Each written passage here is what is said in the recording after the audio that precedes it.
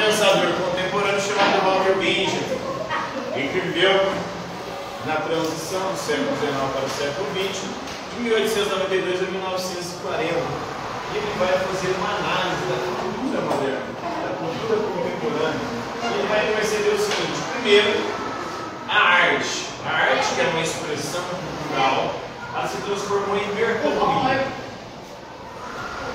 E a partir do momento que ela se transforma em mercadoria, a arte perde a sua aura sagrada, de produção única do gênio artístico. Agora ela é reproduzida como numa fábrica, em série, de forma massiva, muitas vezes sem o objetivo original da criação artística, que é levar a uma experiência estética.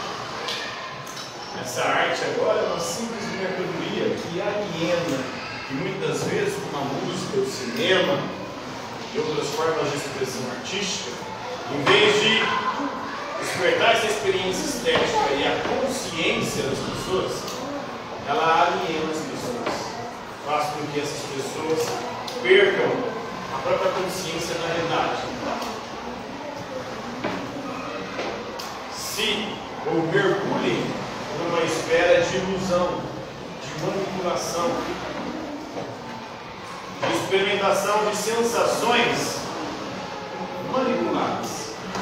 Então a aula de arte na era da sua reprodutibilidade técnica, então a arte, especialmente o cinema, a música, que outrora tinha uma aura da criação do artista, que inclusive de forma presencial, ao vivo, ele ali demonstrava a sua arte. Agora não. Essa arte é comercializada em série, de forma ou em escala industrial, sem essa aura e com componentes alienantes, que fazem as pessoas não perceberem que são dominadas, manipuladas, oprimidas, usurpadas de sua própria consciência. Ele vai analisar a história e perceber e defender uma posição que ele chama de materialismo histórico, que é olhar para a história e tentar fazer um limpa nessa história, tirando a poeira para enxergar a verdadeira essência da história. Estou explicando.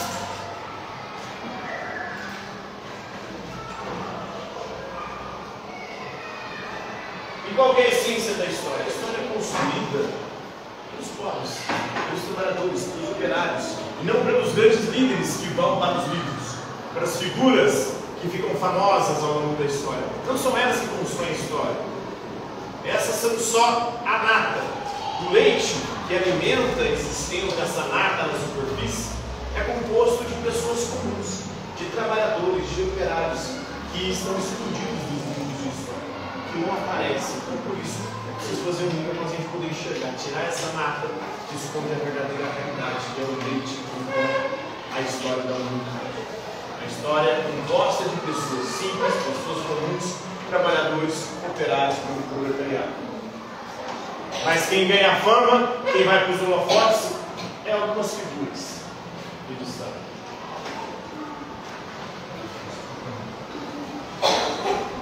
Ele vai trabalhar também o conceito de alegoria e a importância da alegoria para a gente poder compreender da metáfora, compreender a verdade. Ele vai fazer uma crítica à visão fragmentária da realidade, do que a modernidade nos apresenta, a ciência moderna, o processo de industrialização, a cultura e a indústria cultural, a cultura de massa, vai fragmentando tudo. E à medida que vai fragmentando, a gente vai perdendo a noção de que as coisas todas estão interligadas.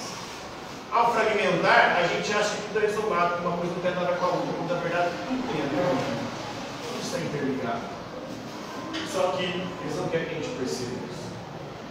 A educação está ligada com a política, está ligado com a arte, está ligado com a religião, está tudo interligado.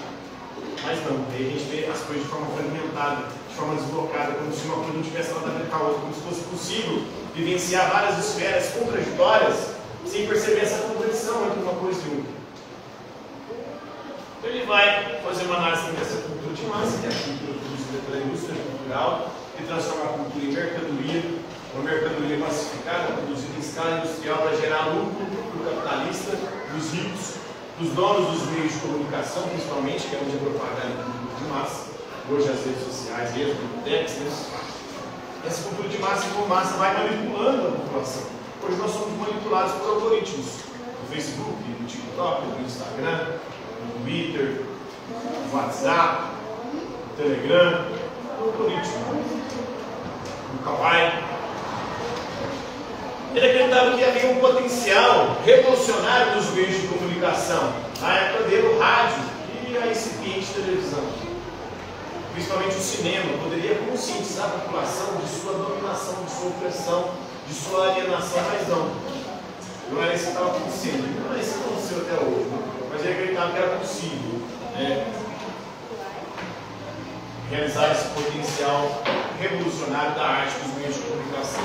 Ele vai fazer uma análise dos pioneiros, que são os caminhantes, aqueles que vivem de passagem, vivendo na superficialidade das cidades, ali, contemplando as coisas, né?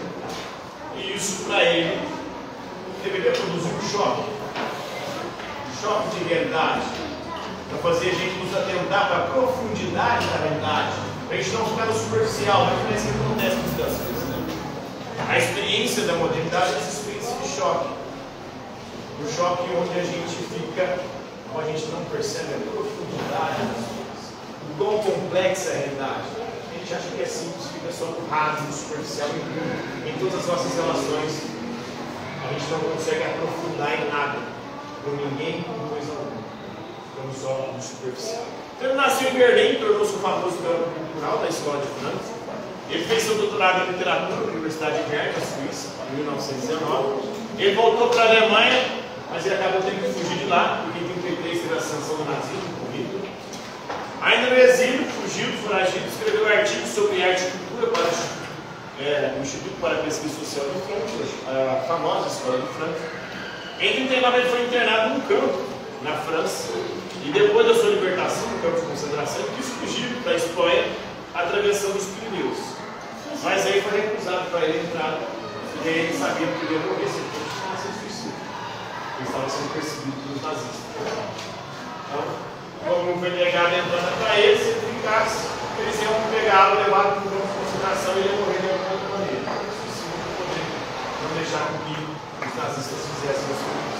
Então, esse é um pouco aí do pensamento de Walter Benjamin, entendeu? Sim.